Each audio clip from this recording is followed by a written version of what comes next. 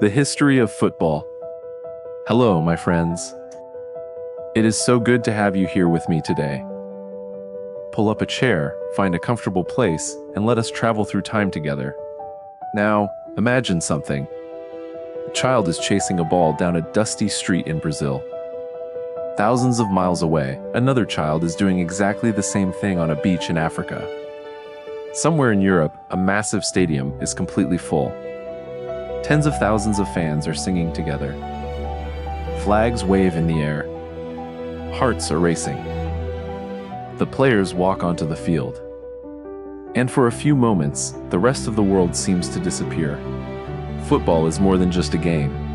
It is a passion. It is a language that needs no translation. It does not matter if you are rich or poor. It does not matter where you were born. It does not matter what language you speak. One ball, two goals, and a dream. Today, billions of people follow football. The biggest matches attract audiences larger than the populations of many countries. But the story of this sport began very differently. There were no giant stadiums. There were no golden trophies. There were no million-dollar contracts. There were not even official rules.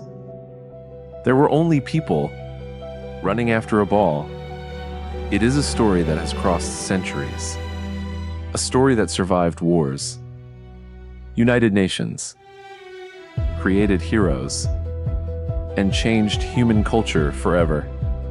So sit back, get comfortable, and join me on this incredible journey. Because today, we will travel from the ancient ball games of forgotten civilizations to the bright lights of the FIFA World Cup. This is the incredible story of football, before there were giant stadiums, before there were famous players, before there were World Cups, trophies, and millions of fans. There was only a ball, or something that looked like one. Now imagine a world without football. No packed stadiums. No cheering crowds. No children dreaming of becoming champions. No World Cup final watched by billions of people. It is difficult to imagine, isn't it? Because today, football feels like it has always existed. But that is not true. The story of football began thousands of years ago, long before modern countries, long before television, long before anyone had ever heard the words football or soccer. In ancient China, soldiers played a game called kuju. The name means to kick a ball. Players tried to send a leather ball through a small opening while keeping it away from their opponents. It was not exactly the football we know today, but the idea was already there. A ball, a goal, and the joy of competition. Other civilizations had similar games. In ancient Greece and Rome, people also played ball games. Some were used for military training. Others were played simply for entertainment. Different rules, different fields, different cultures. Yet they all shared something important. People loved playing with the ball. People loved competition. People loved the excitement of victory. Without realizing it, these ancient civilizations were planting the first seeds of what would eventually become the world's most popular sport. The journey had begun, but football was still far from becoming the game we know today. In fact, the next chapter of its story would be far more chaotic, far more dangerous, and much more violent. Imagine waking up one morning in medieval England. The streets are crowded. People are shouting. Church bells ring in the distance. And suddenly, a giant ball appears. Within moments, hundreds of people begin running after it. Men push. They pull. They kick. They wrestle. They crash into one another. There are no referees. No sidelines. No official rules. Only chaos. This was football in medieval England. And it looked nothing like the game we know today. In many towns and villages, entire communities took part. Sometimes there were hundreds of players on each side. The goal was simple: move the ball from one side of the town to the other. But almost anything was allowed. People were knocked to the ground. Windows were broken. Fences were destroyed. Arguments turned into fights. Broken bones were common. And sometimes, people died. For many modern fans, it sounds unbelievable. How could such a violent activity be called football? But at the time, people loved it. The game brought excitement. It brought pride. And it gave communities a chance to compete against one another. Not everyone was happy about it, however. Kings became worried. The matches were so violent and disruptive that several English kings tried to ban the game. King Edward II banned football in 1314. Other kings followed. Again and again, football was outlawed. But the bans never worked. No matter how many laws were passed, people continued to play. Because football had already become something powerful. Something that connected people. Something that made them feel alive. The game was wild. The game was dangerous. But it refused to disappear. And as the centuries passed, football slowly began to change. The chaos would not last forever. Soon, a group of men would attempt to bring order to the game. And in doing so, they would change history forever. By the middle of the 19th century, football had a problem. Actually, it had many problems. The game was becoming more popular every year. More schools were playing it. More young people were joining in. More communities were organizing matches. But there was one major issue. Nobody could agree on the rules. Imagine traveling to another town for a football match. You arrive excited to play, but before the game begins, an argument starts. Can players carry the ball with their hands? Is pushing allowed? Can you kick an opponent's legs? Every school seemed to have its own version of football. Every town had its own traditions. And every team believed its rules were the correct ones. The game needed order. The game needed structure. The game needed a common language. Then, in 1863, something important happened. A group of men gathered in London. They met inside a building called the Freemasons' Tavern. Their goal was simple: create a single set of rules that everyone could follow. The discussions were long. The debates were intense. Not everyone agreed. Some wanted a rougher game. Others wanted a safer one. Some believed players should be allowed to carry the ball. Others strongly disagreed. Eventually, a decision was made. Football and rugby would become separate sports. From that moment on, football would follow its own path. The Football Association was born. For the first time in history, the game had official rules. No one inside that room could fully understand what they had started. What seemed like a simple meeting would eventually help create the most popular sport on earth. The age of chaos was ending. A new era was beginning. And soon, football would leave England behind and begin its journey across the world. For centuries, football belonged to England. Its rules were written there. Its clubs were born there. Its traditions were shaped there. But something extraordinary was about to happen. Football was preparing to leave home. Imagine standing on a busy dock in the late 19th century. Huge ships are arriving and departing every day. Sailors load cargo. Workers carry supplies. Merchants travel to distant lands.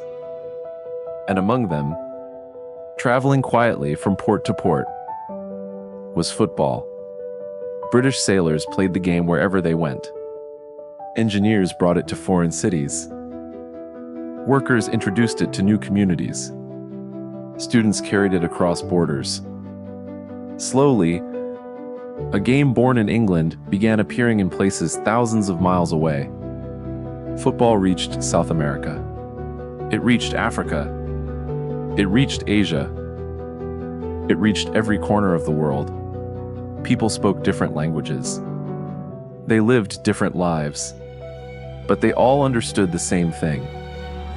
A ball, a goal, a challenge, and the joy of competition. Soon, local clubs began to appear. Communities formed teams. Friendly matches became fierce rivalries. What started as a simple English pastime was becoming something much larger, something global, something powerful. Football was no longer just England's game. It was becoming the world's game. And nowhere would that transformation be more dramatic than in South America. If football found a second home, it was South America. The sport arrived with British workers and travelers. At first, only a small number of people played it. Few could have imagined what would happen next. The game spread rapidly. Children played in the streets. Workers played after long days of labor. Families gathered to watch local matches. Football became part of everyday life. In Argentina, clubs grew quickly. In Uruguay, the sport became a source of national pride. And in Brazil, something special began to happen. Young players developed a style that was different. Creative. Joyful. Beautiful.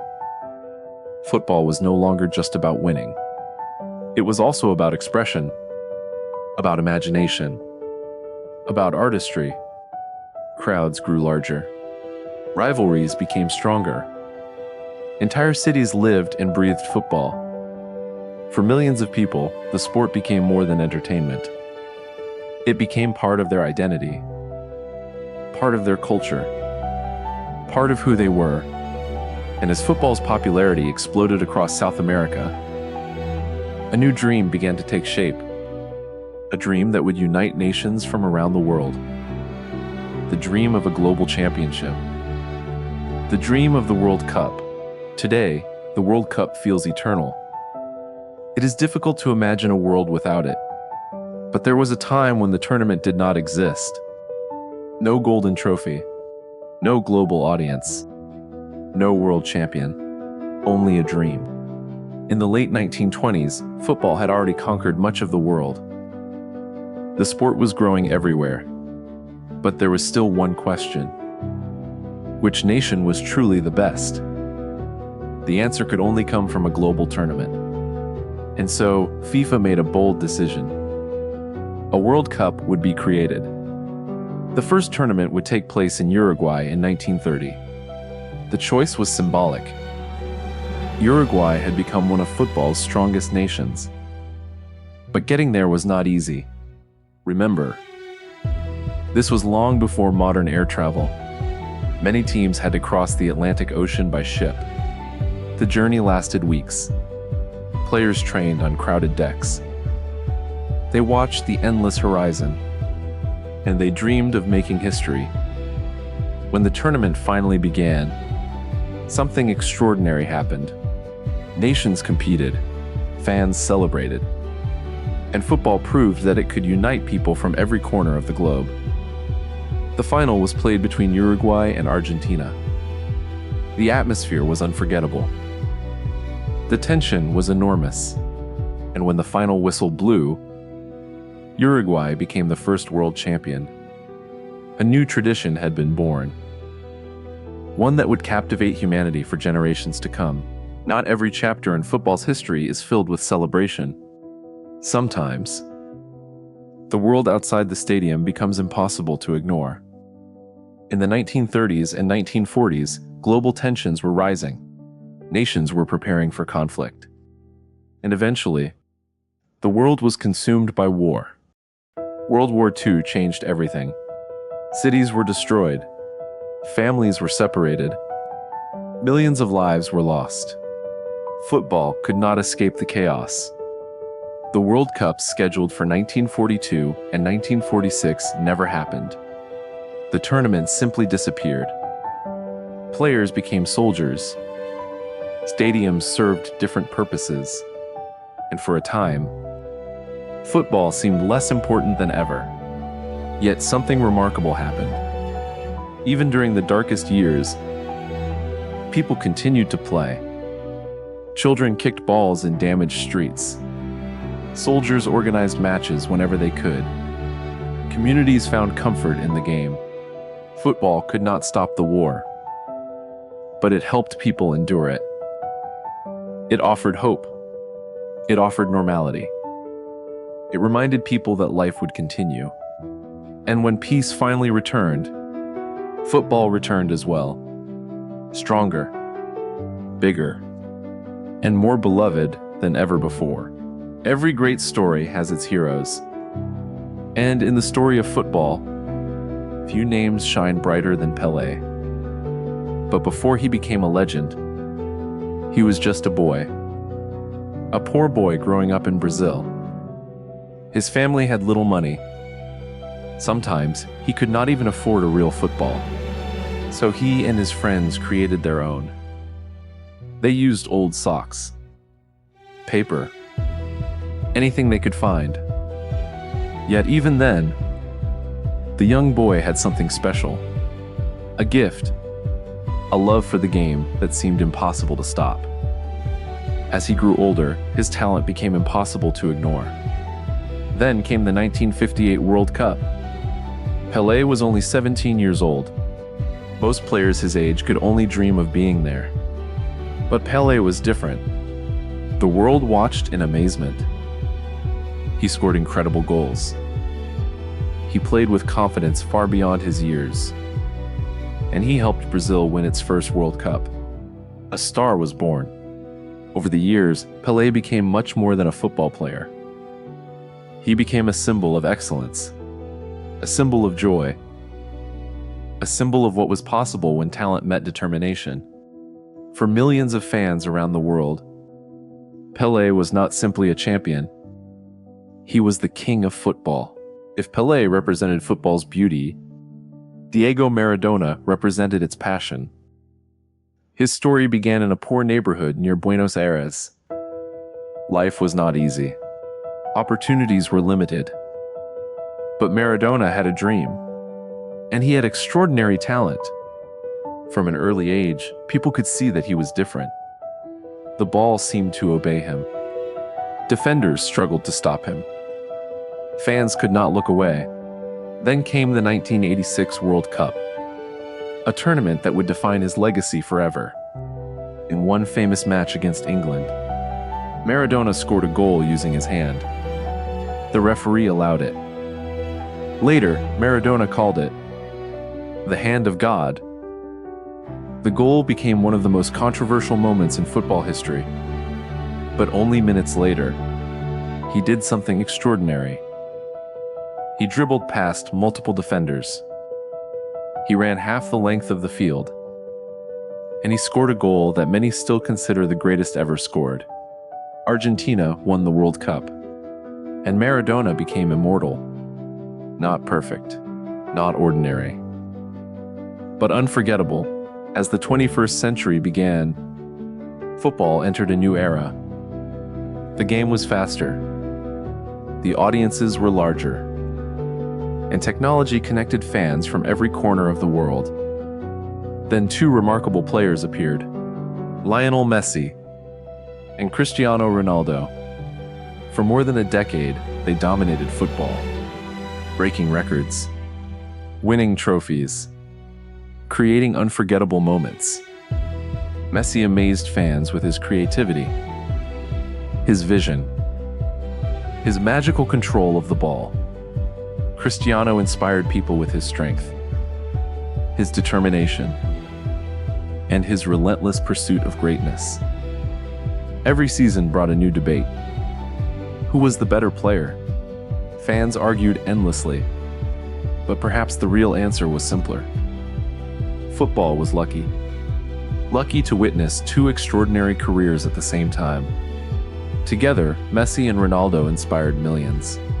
And for many supporters, their rivalry became one of the greatest chapters in football history.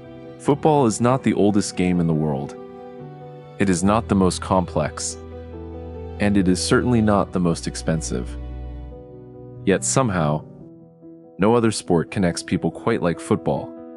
Think about it for a moment. A child can play football in a dusty village. Another can play it on a beach. Another can play it in the middle of a crowded city. The equipment is simple. The rules are easy to understand. The dream is universal. Across continents and cultures, football speaks a language that everyone understands. Joy, hope, victory, defeat, passion. The emotions are the same everywhere. People may support different teams. They may speak different languages. They may come from different backgrounds. But when the match begins, something extraordinary happens. For 90 minutes, millions of people share the same experience, the same excitement, the same tension, the same dream. And perhaps that is football's greatest achievement. Not the trophies, not the records, but its ability to bring humanity together. Football has created unforgettable moments. But like many great human stories, it also has shadows. Not every chapter is filled with celebration. Sometimes passion becomes anger. Sometimes rivalry becomes violence. Over the years, football has witnessed tragic events, crowd disasters, hooliganism, corruption scandals, match fixing, and enormous pressure placed upon players. The world often sees the glory, the trophies, the applause, but behind the scenes, the reality can be very different. Many players carry immense expectations. One mistake can be remembered for years. One missed penalty can become part of history. Yet football continues to learn from its mistakes. Leagues improve safety. Rules evolve. Technology helps protect the game. The shadows still exist. But so does the determination to make football better. Because every great story contains both light and darkness.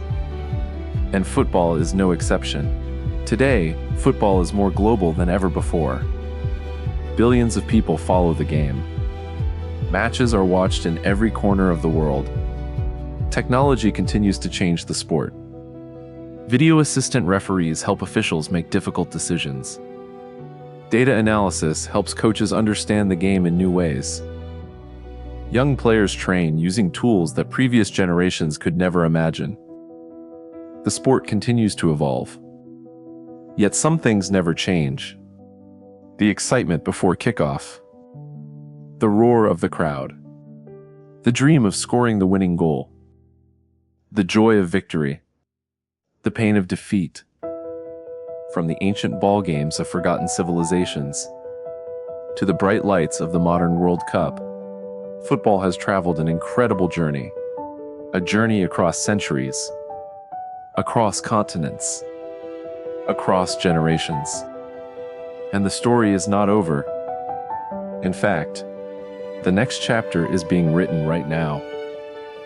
By players, by fans, by dreamers, and perhaps by a child kicking a ball somewhere in the world at this very moment.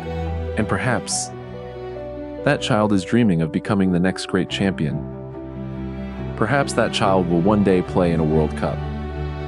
Or perhaps that child simply loves the game, just as billions of people do.